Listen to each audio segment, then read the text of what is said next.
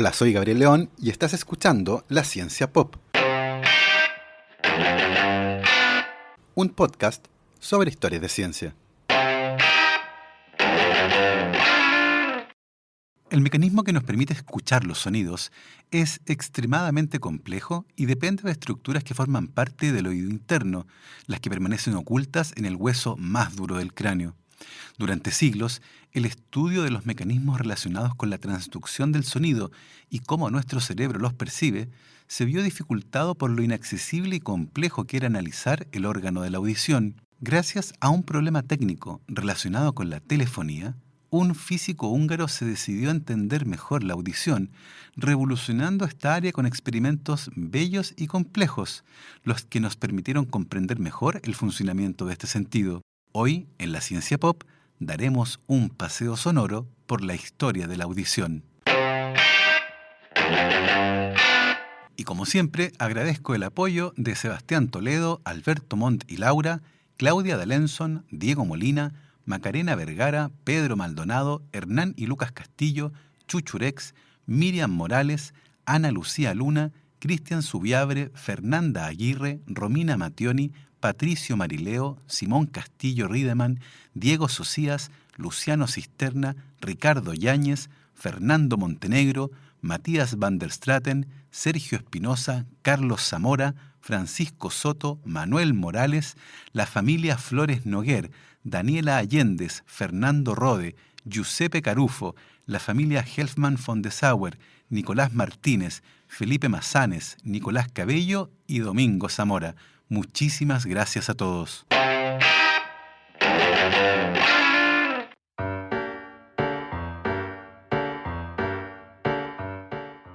El sonido es una vibración que se propaga como una onda acústica a través de un medio como un gas, un líquido o un sólido. Las vibraciones de una fuente de sonido hacen que las moléculas de aire circundantes se muevan, creando una serie de regiones alternantes de alta y bajas presiones. Así, una onda sonora es básicamente una onda de presión que se propaga en forma de fluctuaciones en el aire. La sonoridad de un sonido está determinada por la amplitud de las ondas sonoras, que representa la fuerza de las vibraciones producidas por la fuente de sonido. Cuanto más fuertes son las vibraciones, mayor es la amplitud de las ondas sonoras y más fuerte será el sonido. Por otro lado, el tono de un sonido está relacionado con la frecuencia de las ondas sonoras, lo que indica la rapidez con la que vibra la fuente de sonido. Cuanto mayor sea la frecuencia, mayor será el tono percibido de ese sonido. La frecuencia se mide en unidades llamadas Hertz, y un oído humano joven puede detectar sonidos en el rango de 20 Hz, un sonido grave, a 20.000 Hz, un sonido agudo.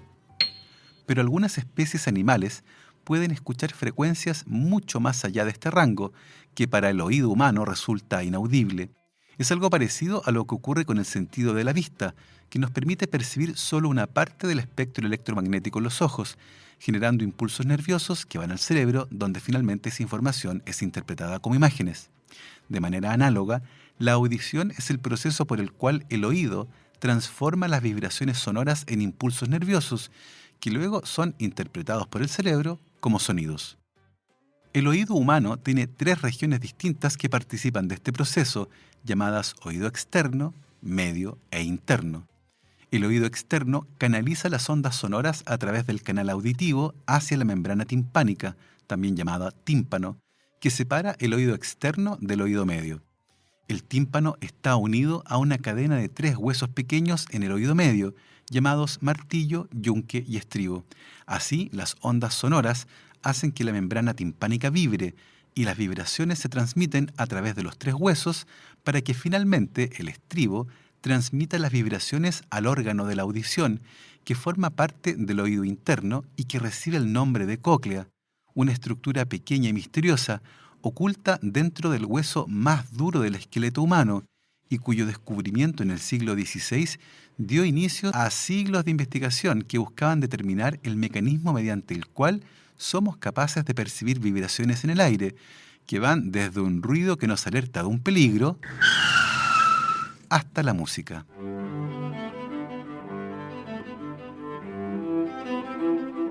Gabriel Falopio nació en Módena, Italia, en 1523 y a pesar de que murió con solo 39 años, se convirtió en uno de los más ilustres anatomistas del siglo XVI, contribuyendo en gran medida al conocimiento temprano del oído y de los órganos reproductivos.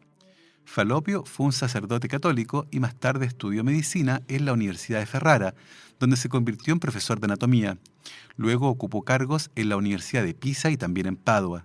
Sus exhaustivas observaciones, hechas durante la disección de cadáveres humanos y esbozadas en su obra cúlmine, Observaciones anatómicas, le valieron el respeto y la admiración de sus colegas, incluyendo al gran anatomista renacentista Andreas Vesalius. Falopio descubrió los canales que conectan los ovarios con el útero, que conocemos como las trompas de Falopio, y varios nervios importantes de la cabeza y la cara. También describió los canales semicirculares del oído interno, responsables de mantener el equilibrio corporal, y nombró a la vagina, la placenta, el clítoris y el paladar. Falopio también fue el primero en describir un condón, en sus escritos una vaina de lino envuelta alrededor del pene, y abogó por el uso de tales vainas para prevenir la sífilis. En un ejemplo temprano de un ensayo clínico, Falopio informó que probó estos condones en 1.100 hombres, ninguno de los cuales contrajo sífilis. Sin embargo, uno de los descubrimientos más importantes y enigmáticos de Falopio fue una cavidad con forma espiral que se ubica en el hueso temporal del cráneo y que forma parte del oído interno. Por su forma llamó a esta estructura cóclea, palabra griega que designa el caparazón de un caracol. Durante siglos, la forma en que percibimos el sonido fue un completo misterio, parte de lo que se explica debido a lo intrincado y complejo que resultaba analizar la cóclea, que básicamente es una cavidad que está esculpida en el hueso temporal del cráneo, el hueso más duro del cuerpo humano.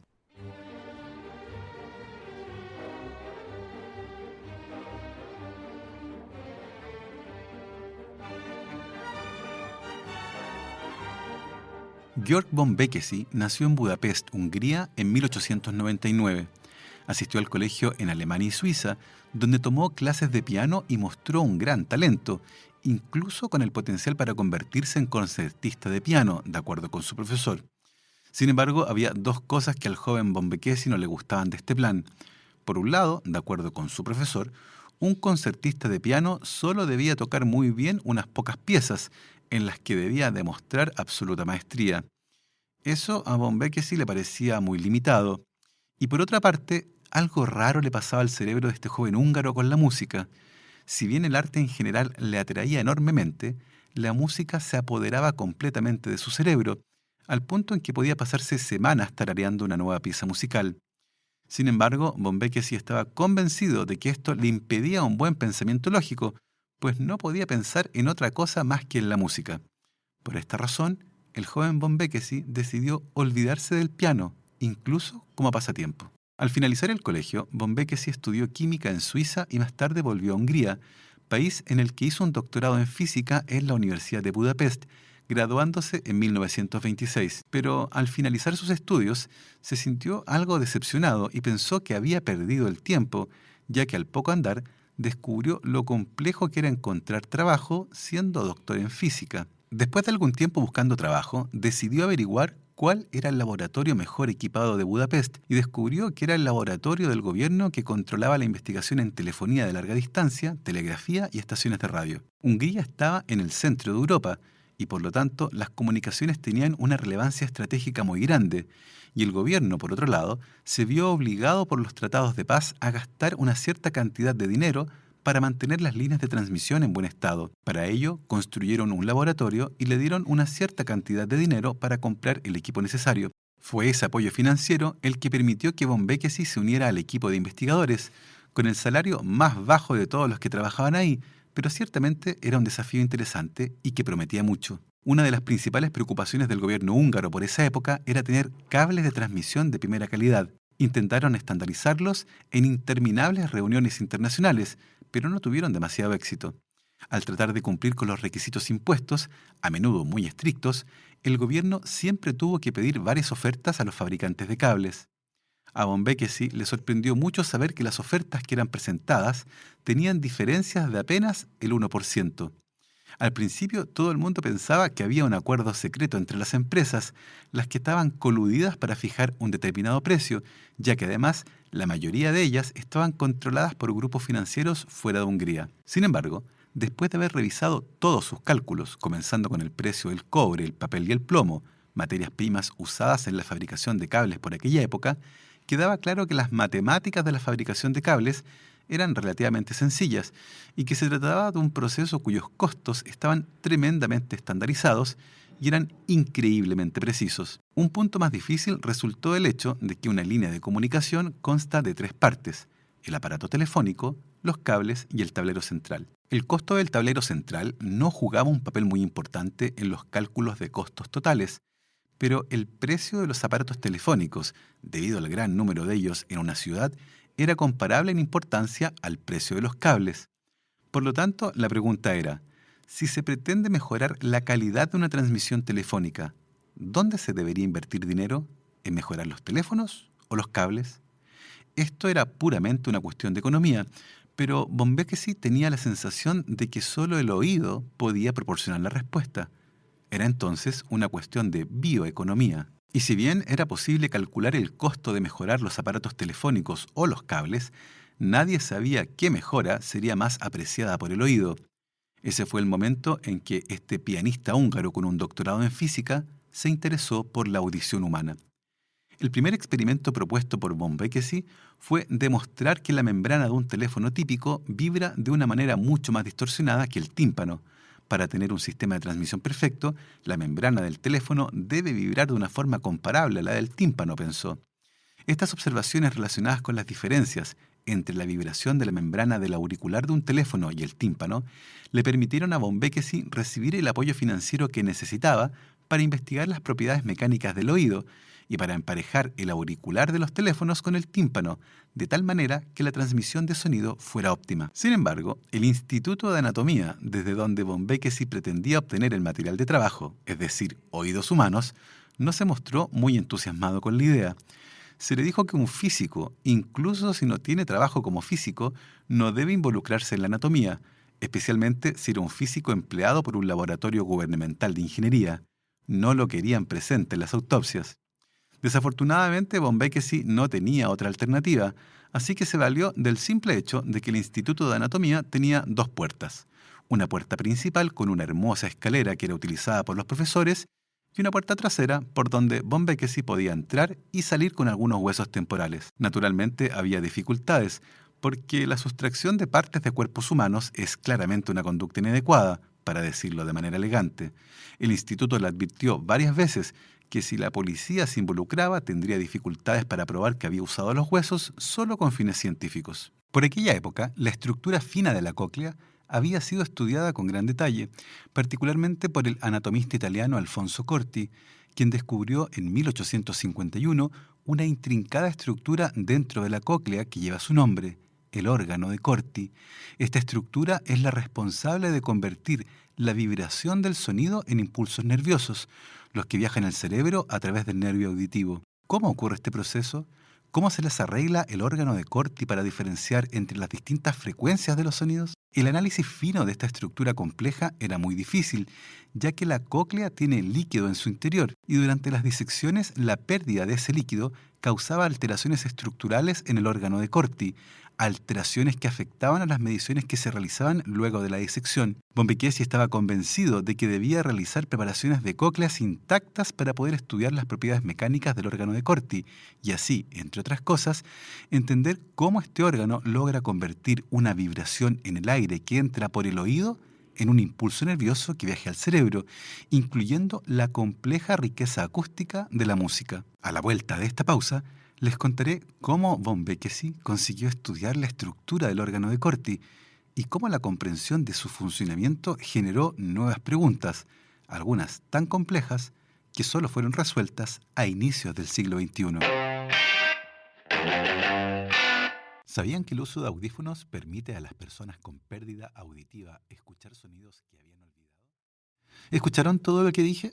Probablemente no, y así es la vida para muchas personas con pérdida auditiva. El uso de audífonos permite a estas personas volver a escuchar sonidos que habían olvidado y les permite comunicarse de mejor manera, generando una mejora significativa en su calidad de vida. Si ves televisión con el volumen muy alto o te cuesta conversar en ambientes con ruido, tal vez estés experimentando pérdida auditiva. En Más Audio cuentan con la tecnología más avanzada y los más cómodos y modernos audífonos de origen alemán, con los mejores precios del mercado, tecnología de punta y un servicio de primer nivel. En Más Audio te pueden ayudar a ti o a un familiar a volver a escuchar sonidos que ya no escuchas. Para más información, visita la página www.masaudio.cl o escribe al correo quiero@masaudio.cl. También puedes visitar sus páginas en Facebook o su tienda online en tienda.masaudio.cl, y si mencionas a la Ciencia Pop, te darán un 5% de descuento en la compra de audífonos. No te lo pierdas.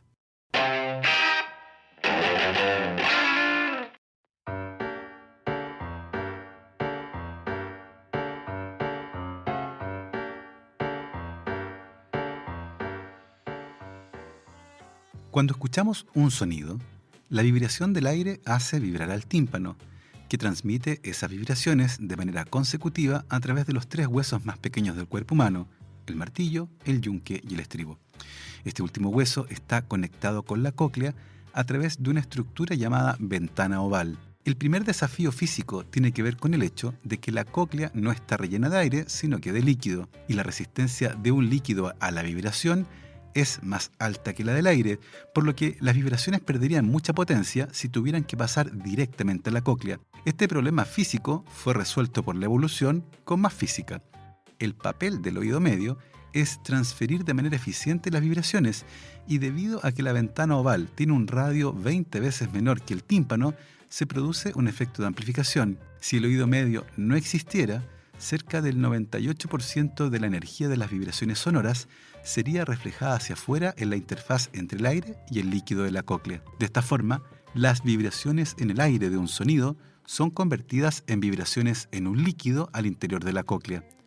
La mejor manera de entender cómo estas vibraciones son usadas para generar impulsos nerviosos que viajan al cerebro es analizando de manera cuidadosa esta estructura y viendo cómo responde a diferentes sonidos. Y eso, claramente, era todo un desafío técnico para von Bekkesy. Por aquella época se sabía que la estructura espiral de la cóclea en todo su largo incluía al órgano de Corti, que está compuesto por una membrana, llamada membrana basilar, en la que se dispone una distribución muy particular de células especializadas, llamadas células ciliadas. Estas células tienen forma de cilindro, cuya base se posiciona sobre la membrana basilar, y en la punta estas células muestran cilios, estructuras alargadas similares a dedos, que les dan el nombre a las células ciliadas y que además responden a estímulos mecánicos. La exposición a sonidos muy fuertes daña justamente a estas estructuras, las que no se pueden regenerar, y por lo tanto son un factor relevante en la pérdida auditiva relacionada con la edad.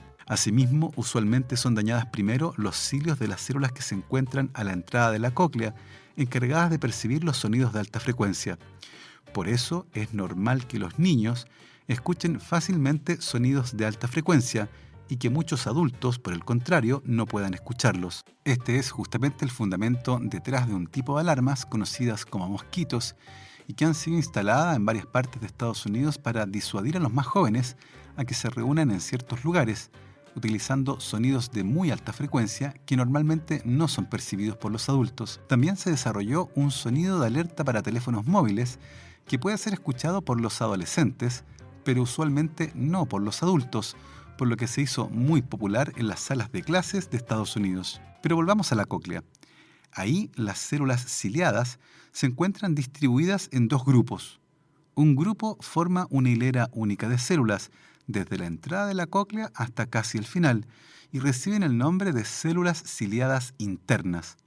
El otro grupo forma hileras de 4 células, que también se ubican desde el inicio de la cóclea hasta casi el final, y reciben el nombre de células ciliadas externas. Se sospechaba que las vibraciones en la membrana basilar eran transmitidas a las células ciliadas, las que eran las encargadas de convertir esas vibraciones en impulsos nerviosos.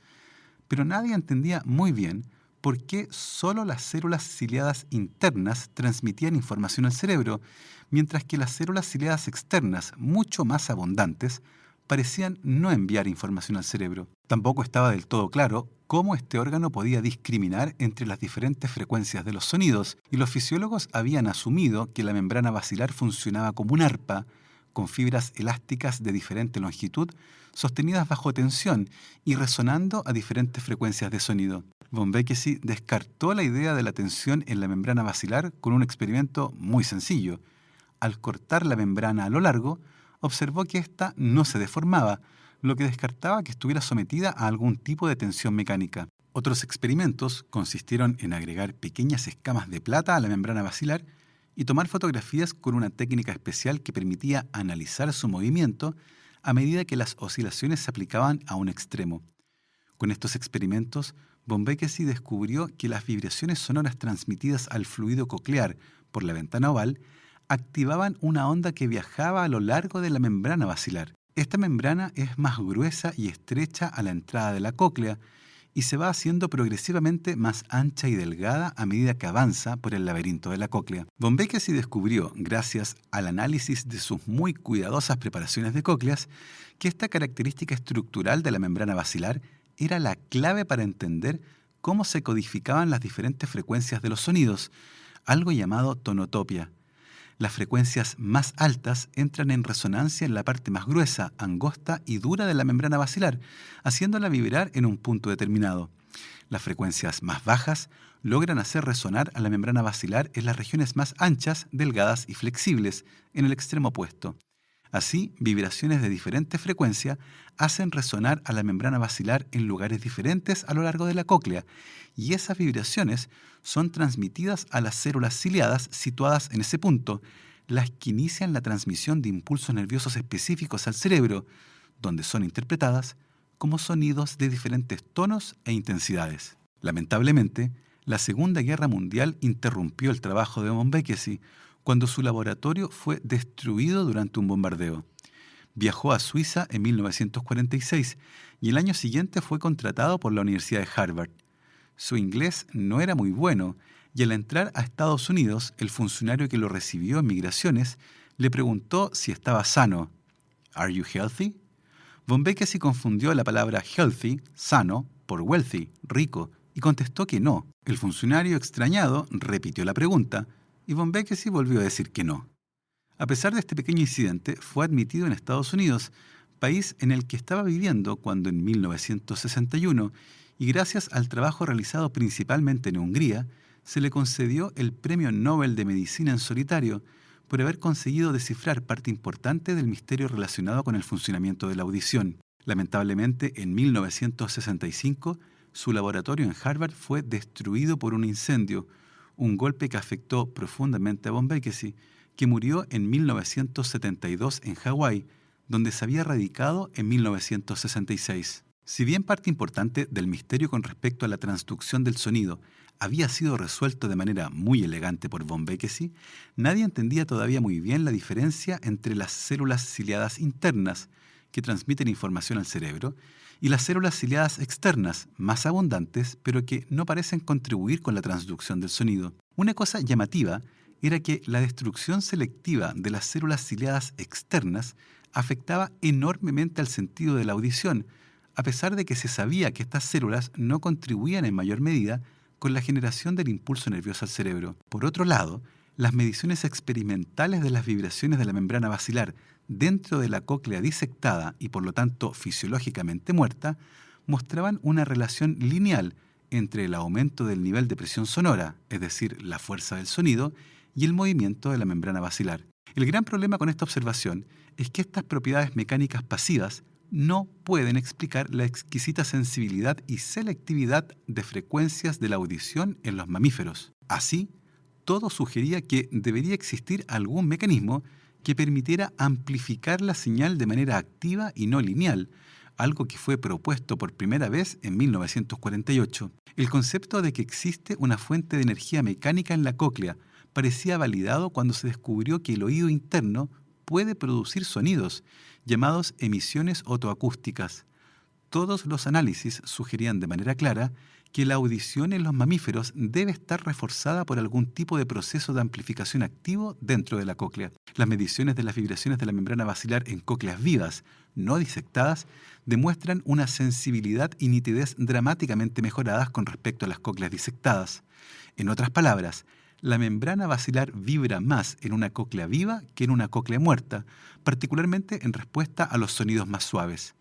Esta propiedad es llamada amplificador coclear y parecía ser esencial para poder percibir de manera adecuada los sonidos por parte de los mamíferos. Sin embargo, el mecanismo de esta amplificación activa seguía siendo un completo misterio. En 1985, investigadores en Suiza y Estados Unidos descubrieron que las células ciliadas externas, que habían sido cuidadosamente aisladas desde el oído interno de conejillos de India, hacían algo impresionante. Al estimularlas con una corriente pulsada, las células ciliadas externas se acortaban y alargaban de manera rítmica. Estas células se ubican sobre la membrana basilar, pero el extremo ciliado está en contacto con una estructura rígida llamada membrana tectoria. Cuando la membrana basilar vibra, las vellosidades de las células ciliadas externas que están en contacto con la membrana tectoria se doblan, y esa estimulación mecánica hace que las células se encojan y estiren de manera rítmica, con la misma frecuencia que gatilló su movimiento. Esa vibración es transmitida de vuelta a la membrana basilar, amplificando la señal original. Ese movimiento amplificado estimula ahora a las células ciliadas internas, las que finalmente emiten un impulso nervioso que viaja al cerebro, llevando la información relacionada con la frecuencia e intensidad del sonido percibido. De esta forma, el amplificador de la cóclea depende del movimiento de las células ciliadas externas, que ha sido bautizado como motor somático. Sin este amplificador, la sensibilidad del oído de los mamíferos sería muy baja, como queda demostrado cuando se destruye selectivamente a las células ciliadas externas. Una cosa interesante del amplificador coclear es que puede funcionar en ausencia de estimulación externa, generando sonidos que son producidos en el mismo oído interno y que puedan ser percibidos con micrófonos muy sensibles en la entrada del canal auditivo, sonidos conocidos como emisiones otoacústicas espontáneas, las que pueden ser detectadas en entre el 35 y 50% de la población, pero solo un porcentaje muy bajo de estas personas puede percibir las emisiones otoacústicas como un molesto tinnitus, un sonido que no tiene una fuente externa. Las emisiones otoacústicas son clínicamente importantes porque son la base de una prueba simple y no invasiva para determinar la pérdida auditiva coclear en recién nacidos y en niños o adultos que no pueden o no están dispuestos a cooperar durante las pruebas auditivas convencionales. El último misterio que quedaba por resolver se relacionaba con el mecanismo utilizado por las células ciliadas externas para cambiar su forma. Se sospechaba que debía estar involucrada alguna proteína motora que además debía ser abundante en esas células. Finalmente, el año 2000, el grupo del investigador Peter Dallos en Illinois, Estados Unidos, identificó a una proteína llamada prestina como la proteína motora de las células ciliadas externas de la cóclea. Mutaciones en el gen de la prestina se asocian a pérdida de la audición, lo que confirma el rol esencial del amplificador coclear para la audición en los mamíferos. Peter Dallos nació en Budapest, Hungría, y gracias a su exitosa carrera estudiando la audición en Estados Unidos, en 1995 recibió la medalla Georg von Békésy, que es entregada por la Sociedad de Acústica de Estados Unidos. Y bueno, hemos llegado al final de este viaje sonoro, viaje que despedimos con la danza húngara de Brahms, en homenaje por supuesto a Peter Dallos y Georg von Békésy. Espero que hayan disfrutado este capítulo. Antes de despedirme, quiero agradecer a todas y todos los que cada semana escuchan este podcast, que se convirtió durante este año en el 21º más escuchado en Chile en la plataforma Spotify. Muchísimas gracias. Nosotros nos encontramos nuevamente la próxima semana para otra historia de ciencia, la penúltima de este año y de la primera temporada. Y ya lo saben, lávense las manos, usen su mascarilla y que la ciencia y la música los acompañe.